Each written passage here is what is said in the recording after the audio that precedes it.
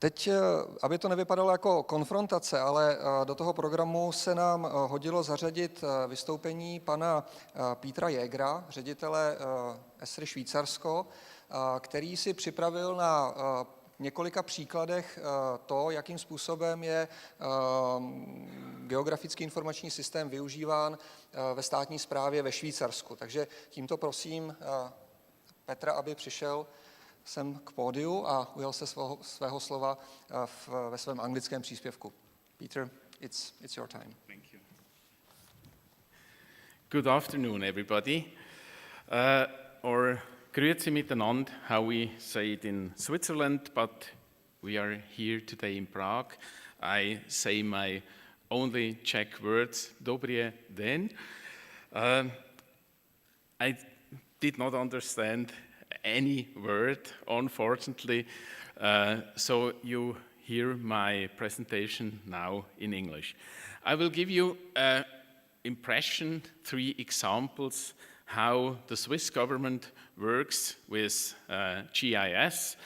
And before we start with some projects, I will give you some facts about the country, because I think that's important for the understanding of many things.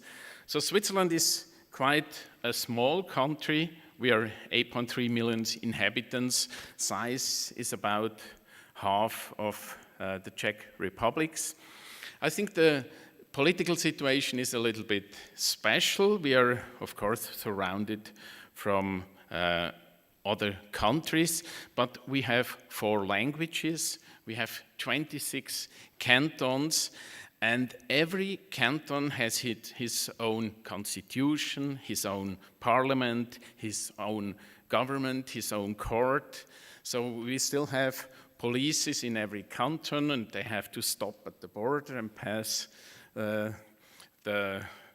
the card to if they're following a card that the other police has to follow. In some cases, this federalistic system is quite funny.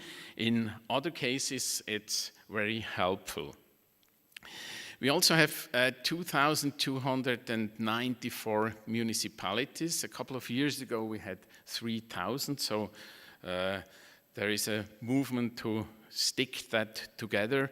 And I think one thing which affects us, especially in software development, are the 4 languages. So a software developed in Switzerland has, for the government, has to support in minimum 3 languages, that's Italian, French, and German.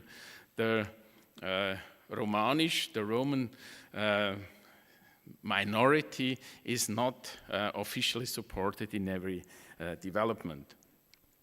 You also see the cities are, the biggest one is Zurich with not 500,000 inhabitants, and the capital has only 130,000 people. Switzerland is a transit country, and that brings me to the first example.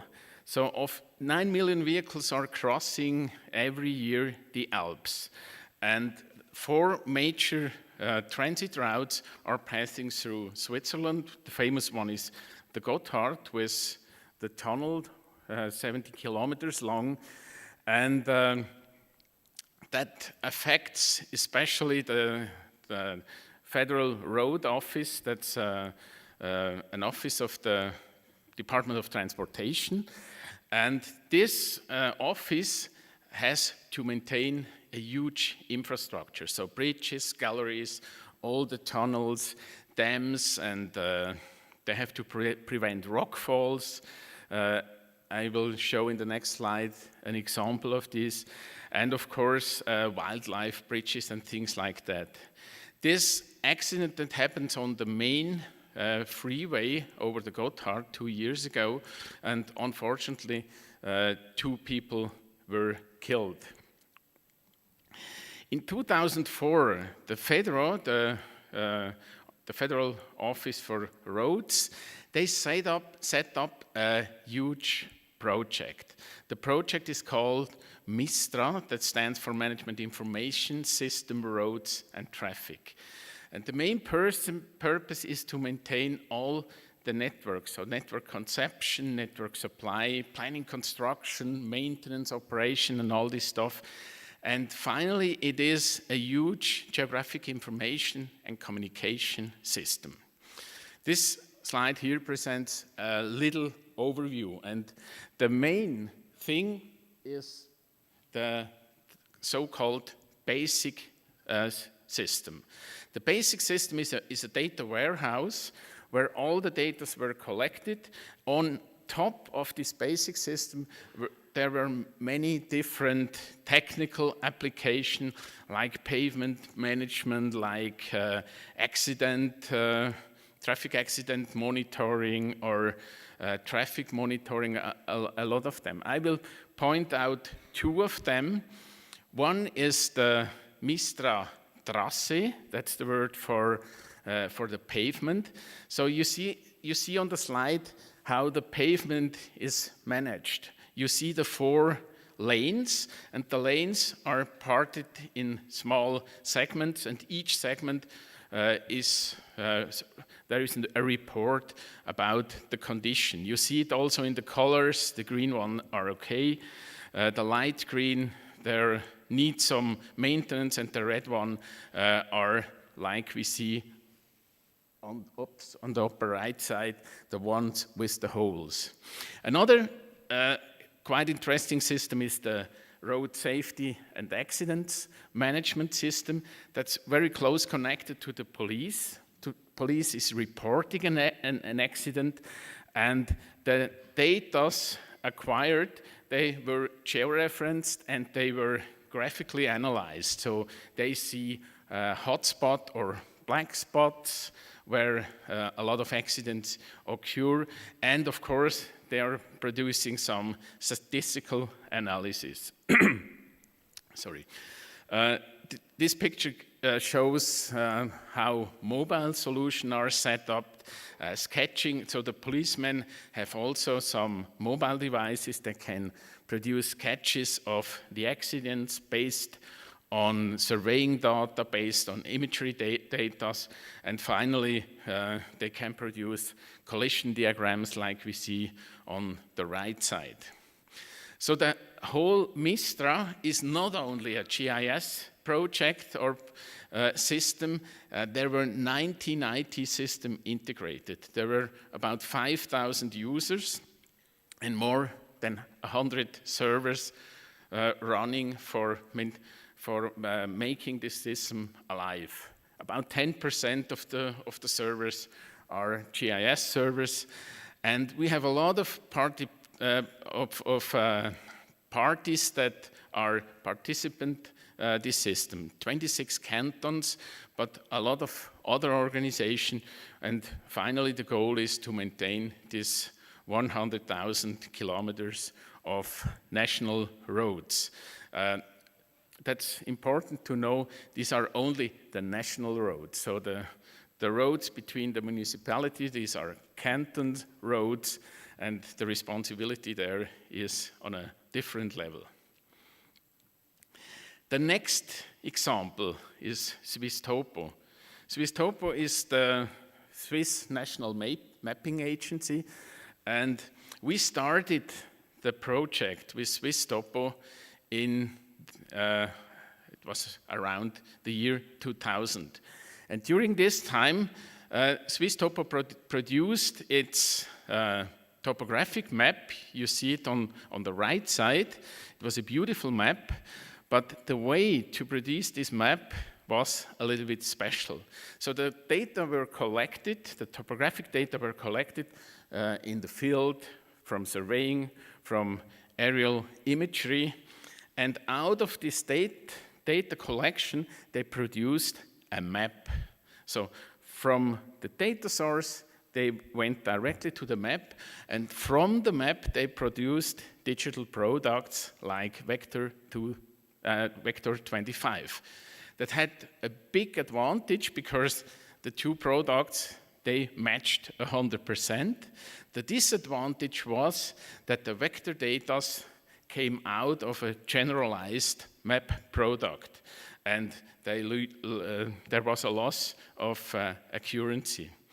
And project Swiss Topo started wants to change the process that out of the data collection, there is a terrain landscape model, a 3D based model with high accuracy, and out of this data landscape model, they want to produce all products. So digital products, the printed maps, and of course, the whole process must be more automated. And you see the two different maps, the old one, the old styled, and the new styled. The first impression is there are more colors, of course. It's more readable, but it's much less work done by hands. This shows, again, the same procedure. On the left side, you see the data collection, the aerial imagery produced out of the aerial imageries. They produce orthophotos. The middle part, you see this computer station. There is a stereo editing integrated in ARCGIS. The extension stereo editing was developed by Leica Geosystems, and for Swiss Topo that became a completely integrated system. On the left side, the left screen is 2D, the right screen is stereo editing in 3D. And the result is the 3D model. You see I have here you see the rooftops of this model, and of course they produced a terrain model based on LiDAR data, and out of that the new products here on the right side, the digital maps and the digital products.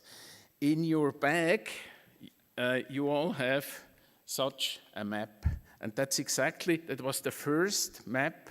The plot is called s.r.o, the first map from Swiss Topo that was produced by ARCGIS. So the whole process, including 3D editing, including the cartographic solution, was produced with ARCGIS, with one little exception, and that was the generalization.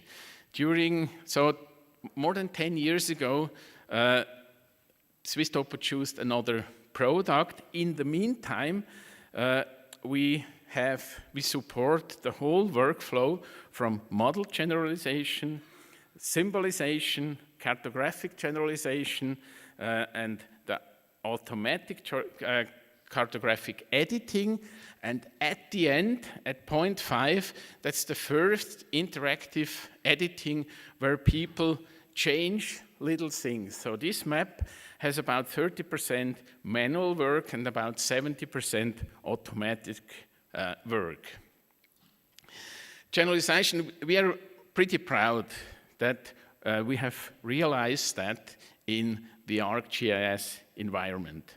You see the difference between the model generalization. So the model generalization affects feature. Feature were thrown out or feature were moved. The cartographic generalization is just another representation.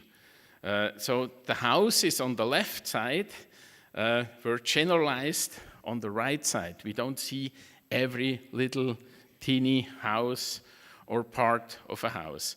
And all this is done via ArcGIS Desktop, via production mapping extension from Redlands. And the result of the newest development is this map. Excuse me, I screwed it up. That was the first product that came out in the year 2012 based on ArcGIS. This is the one I showed you here before, the one to 25,000. And out of that, we produced other plans for the lower level. With the same technique, we produced the one to 10,000 for Canton Lucerne.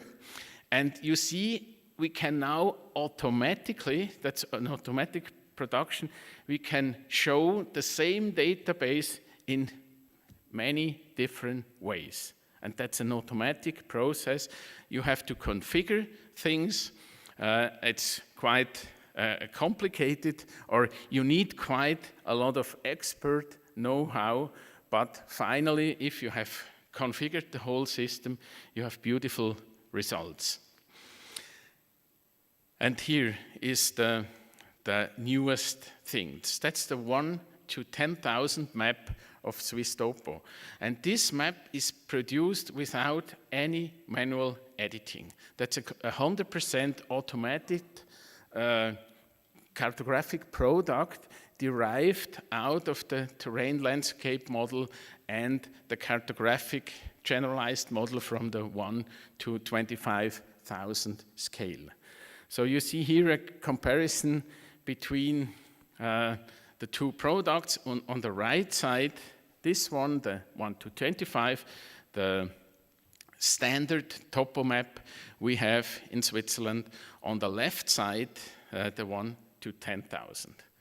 So that's the newest development from Swiss.topo, and I think with the technology we have in ARCGIS, we are able to produce maps or also digital products, so online products with the same technology on the fly without all these manual interactions.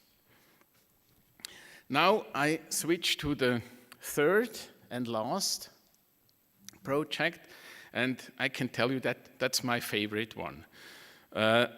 We start this project only 2 months ago. The other ones were running since many years, and it's from the Federal Office of Civil Aviation.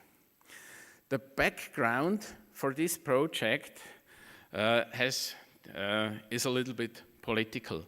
This is ArcGIS Online view on the European airspace. You see there is a lot of traffic in the air, and you can imagine under this square we will find Switzerland in the heart of Europe. That's the air traffic. These are radar tracks over Switzerland. The green ones are civil aviation. The colored one are military ones. So you can imagine it's not easy to handle that, and it's not easy to handle all the problems that are besides that. This is the air. Here I show you the airspace around Zurich, the Zurich airport. And you see how complicated that is. And the main goal here is to connect the airspace, which is in reality three-dimensional. You have connected to the underlying infrastructure, so to the airports and things like this. And there are different levels, and the airplanes have to fly certain routes. And here you see the complex systems on the left side, that these are the landing approaches. And on the right side, these are the departure procedures of the airport in Zurich. And Germany quits old contract, and it's not allowed to fly to Zurich airport from the north after 9 o'clock in the evening, and I think before 7 o'clock in the morning. And therefore, the Civil Aviation Office had to define new procedures. And there is another thing which makes the situation quite tricky. Zurich is one of the last airports that have crossing in the runway. So that's a difficult situation. But this was the technical part. The whole discussion is very, very emotional. Zurich Airport is not managed by aeronautical facts, it's managed by political facts. And you see all the things, it's in German, but everybody is complaining. People in the north are complaining, people in the south are complaining, Politically, people on the left are complaining, and on the right, they're also complaining. And we discussed that with the new director of the office, and we had an idea to visualize things, to bring things to facts and not to emotions. And that was the idea to modeling and to visualize the whole traffic, the whole noise, and of course the traffic. So we want to see the emissions, not the emissions, the sound, the noise that arrives on the ground today and maybe in the future. We can optimize arrival and departure approaches, and with doing that, we hope that we can minimize the emissions.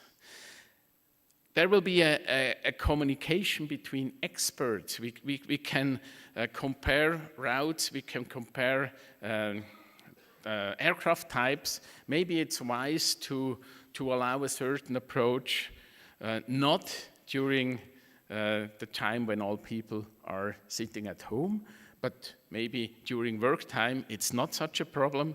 Things like this, and we want to have a portal where we can inform the public. And the big goal is to make the discussion more objective, not to cry when a new approach is published. We want to have facts. And therefore, there is an aircraft noise calculation model called s.r.o that's developed by IMPA, that's the Material Science and Technology part of the ETH in Zurich. And that's quite a sophisticated model. It integrates a lot of source data from, for example, from the airplane, the fan, the jet, the sound that is produced. So there is a different sound from the fan, that's a deep sound, and the jet is the typical sound of a jet. But there is also noise, especially if the airplane is landing. There is not a lot of jet noise, but aerodynamic noise from the slats. That's the part at the front of the wing. The flaps, during the landing, the flaps go down. The gear, also the direction of the sound is respected in this model, and the different frequency bands. A jet, I didn't know that has more than 24 different frequency, and they spread differently over space and over time. So all these things are integrated in the system. The emission model, the source of the aircraft type, the flight geometry, gear down, gear up, the configuration, how many throttle, the throttle position and all this. Of course, the sound propagation, how the sound will spread, it's affected by the terrain, by natural obstacles, forest, mountains, wall of rocks and things like that, by the meteorology, if it's rainy, if it's windy. So if you have a meteorology situation with west wind, the sound will be spread completely different than it's when it's coming from another direction. And of course, the receiver position. And that's very important, we integrated the population. So we will know how many people are affected, not only the sound over the landscape. We want to know how many people are affected. I think the easiest way is to illustrate this in a short video. You all recognize ARCGIS Pro. Here is the airport. Here is the city of Zurich. And we start here, and we will have the airplane following this track. It is an Airbus A330 300, an A3G0, so that makes it easier. And it starts on the runway 16 at Zurich Airport. And please be aware, after a while, the pilot reduces the throttle. And then you will see a concerning a center or a circle go over the landscape when the noise will be reduced. So you will see how sophisticated this model will work. So we start, and you see how people or how the sound spreads over the landscape. And I think now you have the reduction of the throttle. The airplane goes up in the air. The noise is not that much on the ground. You see also the holes in the spreading. These are wooden the forest areas, and now it disappeared towards winter tour. Now we put the airplane back on the runway 16. It's the same flight, but what we see now is not the sound. What we see now is the population that is affected, the population which is over the allowed limit by the noise regulation. So the same flight, and you see a hotspot interpretation. Now we came into an area where a lot of people live. The airplane climbs out. There are still some people highly affected, but the higher the airplane is, the less people are affected with noise over the limit. So that is the goal, and that is GIS. That is GIS that makes it possible not only to present the noise, we can also represent things like people affected. This is work in progress. That's a web application that is in development now, and you see the same interpretation. You see here the noise, and of course you can switch to the hotspot view, and on the right side you see a kind of dashboard where you have all the parameters, the speed, the RPMs of the jet, the height, how many people are affected in the moment, and affected people here. Oops, it's easier this way. These are the people affected. In the moment the airplane is here, and in the moment so many people are affected, and this is the accumulation. So we can integrate a lot of parameters into this model, and this is another video that should show you how this prototype works. You see it moves. On the right side on the dashboard you have the numbers. You can zoom in. We switch now to the other view. We will switch now to the hotspot view. Then you can see some communities that are affected. We are back to the noise, to the spreading of the noise. We can freely zoom in, and that's not a fake, that's real time. In reality, that's this speed of this application. But like I said at the beginning, it's only 2 months. We are right, what you see now is work in progress. We are right in the middle of the project. But I like this example very much, because you see on this slide, what are we doing? We try to bring the whole discussion to facts. We have a lot of data source on the left side here, a lot of different data source. That data are coming from meteorology, from the airplane, from terrain, from statistics, and all this is integrated in a portal.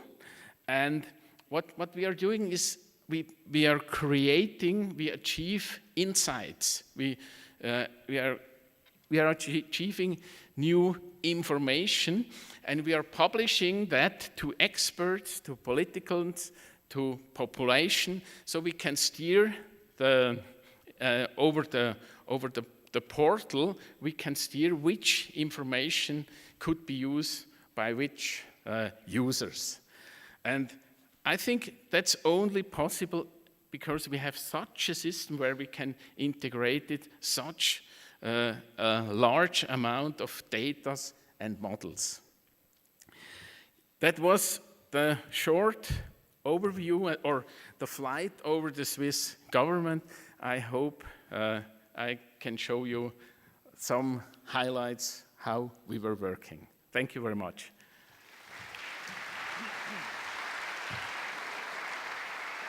Peter, thank you for your perfect presentation. You seem pretty excited about the last example you presented. Just let me ask you, have anybody done something similar somewhere else before you? No. So No. it's the first thing? That's the first thing, yes. The director of the federal government here, he is showing it to everybody, to airports in Europe, to airports in the US, and everybody says, we want that, we want it. Perfect.